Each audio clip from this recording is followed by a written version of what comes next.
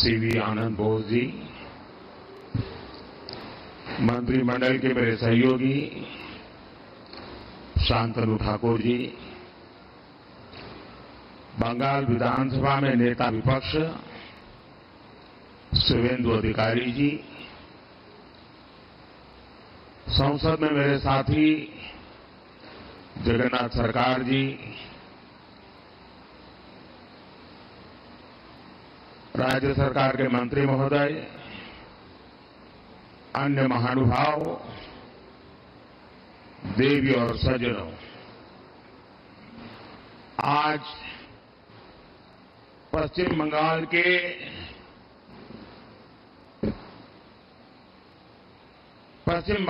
को विकसित राज्य बनाने की दिशा में हम एक और कदम उठा रहे हैं। अभी कल ही मैं आरामबाग में बंगाल की सेवा के लिए उपस्थित था।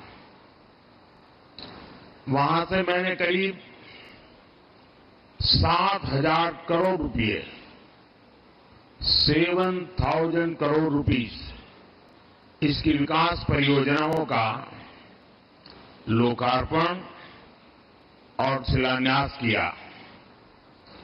इनमें रेलवे, पोर्ट, पेट्रोलियम से जुड़ी कई बड़ी योजनाएं थी और आज एक बार फिर मुझे करीब 15,000 करोड़ रुपए, 15,000 करोड़ रुपीस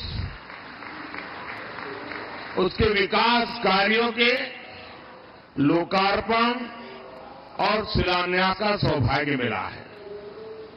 बिजली, सड़क, रेल की बेहतर सुविधाएं बंगाल के मेरे भाई बहनों के जीवन को भी आसान बनाएगी।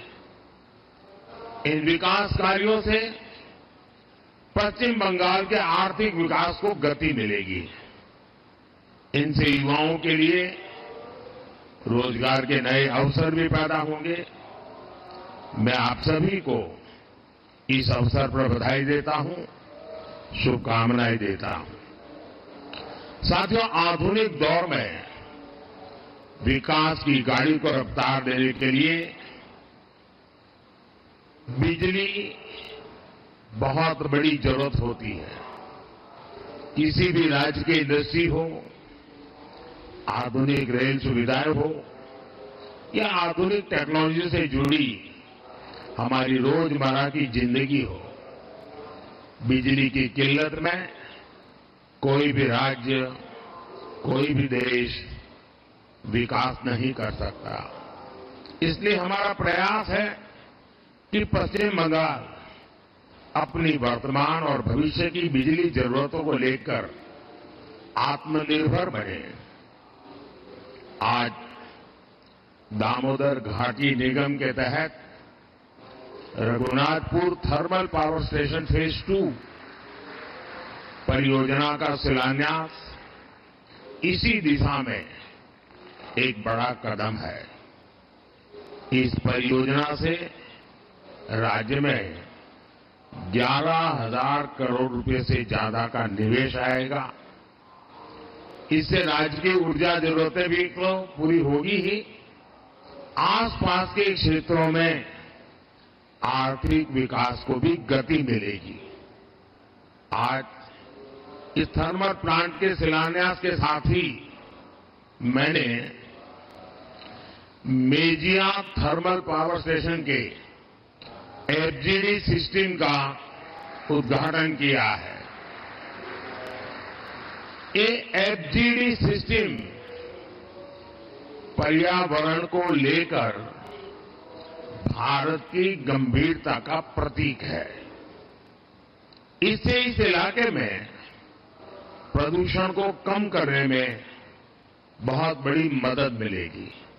साथियों, पश्चिम बंगाल हमारे देश के लिए, देश के कई राज्यों के लिए पूर्वी द्वार का काम करता है।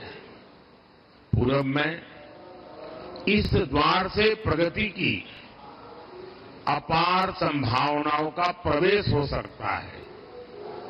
इसलिए हमारी सरकार पश्चिम बंगाल में रोडवेज, रेलवेज, एयरवेज और वाटरवेज की आधुनिक कनेक्टिविटी के लिए काम कर रही है। आज भी मैंने फरक्का से रायगंज के बीच नेशनल हाईवे 12 का उद्घाटन किया है, NH 12 का उद्घाटन किया है। इसमें करीब 2000 करोड़ रुपए 2000 करोड़ रुपए खर्च किए गए हैं। इस हाईवे से बंगाल के लोगों के लिए यात्रा की रफ्तार बढ़ेगी।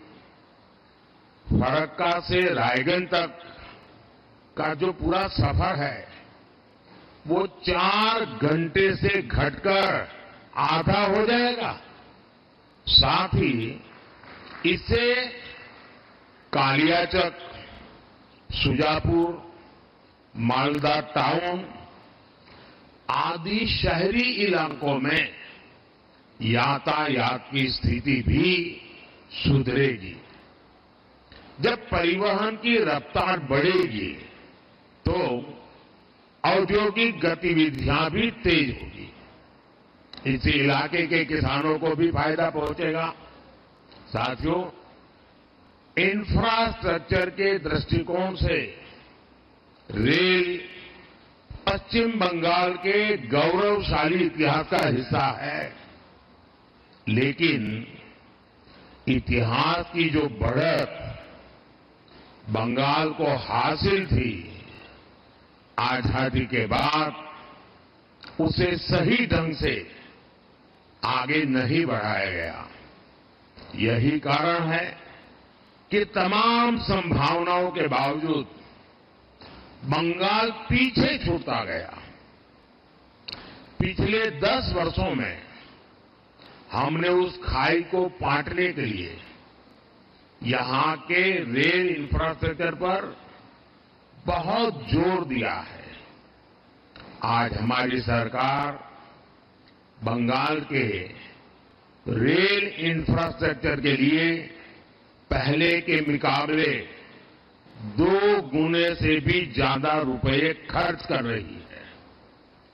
आज भी मैं यहां एक साथ भारत सरकार की 4 रेल परियोजनाओं को बंगाल को समर्पित कर रहा हूं। ये सभी विकास कार्य आधुनिक और विकसित बंगाल के हमारे सपनों को पूरा करने में अहम भूमिका निभाएंगे। मैं इस समारोह में और अधिक आपका समय लेना नहीं चाहता हूं, क्योंकि बाहर 10 मिनट की दूरी पर ही विशाल मात्रा में बंगाल की जनता जनार्दन इस कार्यक्रम में शरीक होने के लिए बैठी हुई है। वो मेरा इंतजार कर रही है और मैं भी वहां खुले मन से जम करके बहुत कुछ कहना भी चाहता हूं, और इसलिए अच्छा होगा कि मैं सारी बातें वहीं पर बताऊं।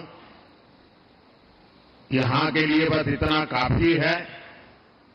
एक बार फिर आप सभी को इन परियोजनाओं के लिए बहुत बहुत बधाई देता हूं।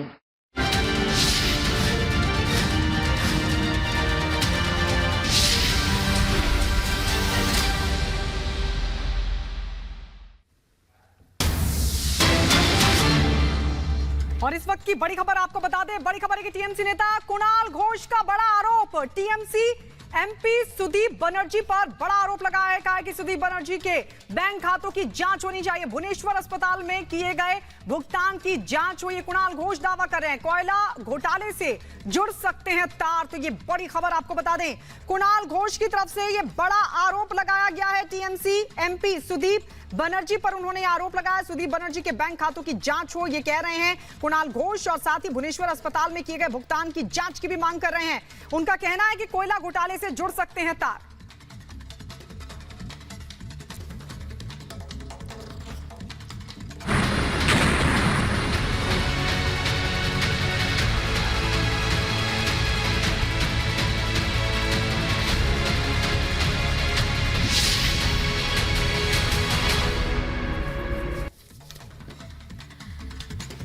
और इसी बीच अगली बड़ी खबर आपको बेंगलुरु धमाके से जुड़ी हुई बताते हैं, जहां पर बम में इस्तेमाल सामान की फोटो मिली है। टाइमर, बैटरी, सर्किट वायर बरामद हो चुका है। बम से बरामद सामान की फोटो यानी कि वो तस्वीर सामने आई है जिस सामान का इस्तेमाल किया गया था। ये बड़ी खबर आपको बता रहे हैं। बेंगलुरु के रामेश्वर कैफे में ये हमला हुआ था, ये धमाका हुआ और टाइमर, बैटरी, सर्किट वायर बरामद किया जा चुका है।